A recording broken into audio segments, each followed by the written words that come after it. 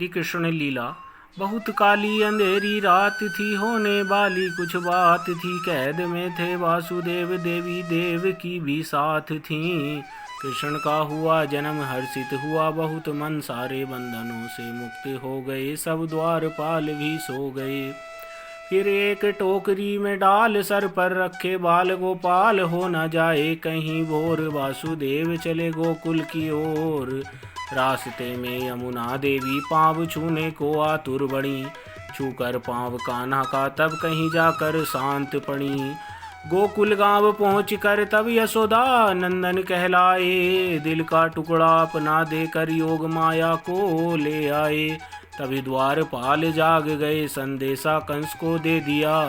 छीन कर उसे देवकी से कंस मारने को ले गया।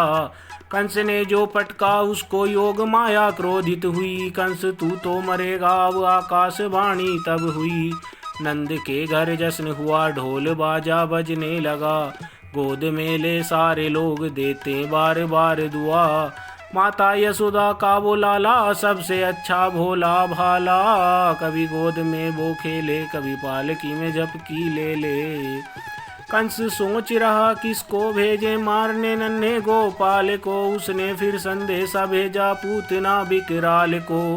पूतना को आया गुस्सा, उसने अपने होठ भींच लिए। स्तन से विष जो पिलाने लगी, गिरधर ने प्राण खींच लिए। असुर बहुत से मरते रहे, पर तंग सभी को करते रहे। नंद ने सबको आदेश दिया, गोकुल गांव को खाली किया। गोकुल गांव की गलियां छोड़ वृंदावन में जा वास किया। वत्सासुर को मार गिराया, पापियों का नाश किया। फिर दाऊ को सताना सीखा, माँ को मनाना सीखा। धीरे धीरे से चुपके से माखन को चुराना सीखा। फिर गायों को चराना आया, बंसी को बजाना आया। डेले से मटकी को फोड़ गोपियों को खिजाना आया।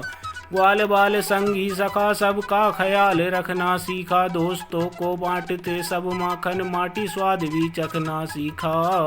माँ को जैसे ही पता चला, मुंह को झट से खुलवाया। मोहन की थी लीला न्यारी, ब्रह्मांड सारा दिखलाया। शरारतों से तंग होकर दो वृक्षों से बांध दिया। देवदूत थे दोनों वृक्ष, उनका तब उद्धार हुआ। जिससे यमुना जी का दूषित जल संकट बड़ा गंभीर था। कालिया नाग को नाथ कर शुद्ध किया, उसका नीर था। इंद्र जब क्रोधित हुए, बारिशों का दौर हुआ। उंगली पर गोवर्धन उठा, घमंड इंद्र का तोड़ दिया। गोपियों के संग कृष्णा रचाते रास लीला है। मुख की शोभा सुंदर वस्त्र उनका पीला है। एक गोपी एक कृष्ण गजब की ये लीला है। राधा कृष्ण का वो मेल नृत्य बड़ा रसीला है।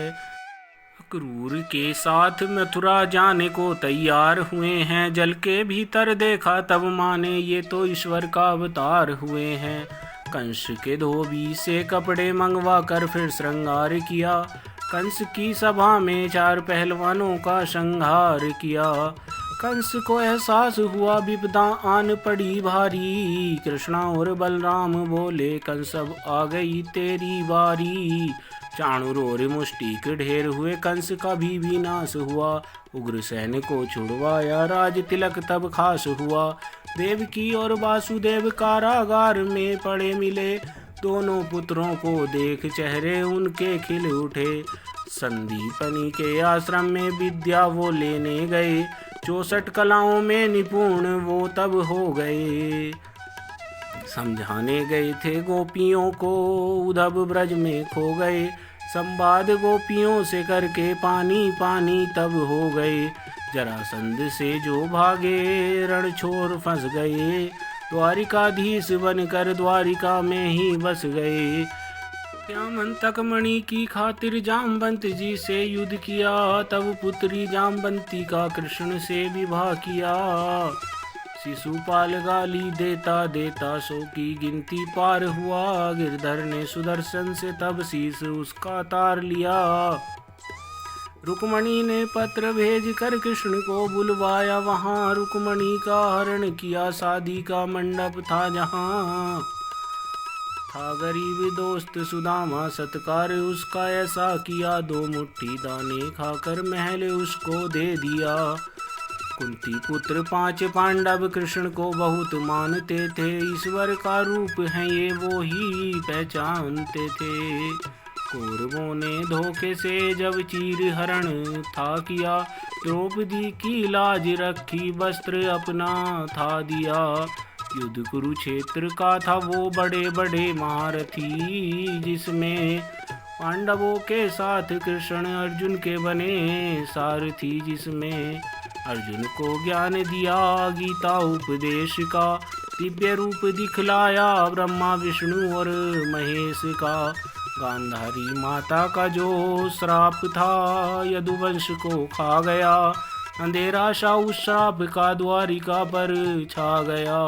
सारे यदुवंशी गए चले गए बलराम जी, कृष्ण ने भी संसार को छोड़ा चले गए बैकुंठ धाम जी। आवश्यक निर्देश: हम भक्तों के बुलाने पर आज भी आते हैं गिरधर मुरारी। दुखी नहीं देख सकते अपने भक्तों को, हर लेते हैं विपदा सारी। श्री राधे राधे। दोस्तों, पोस्ट अच्छी लगी हो तो प्लीज़ सब्सक्राइब करें, शेयर करें। धन्यवाद।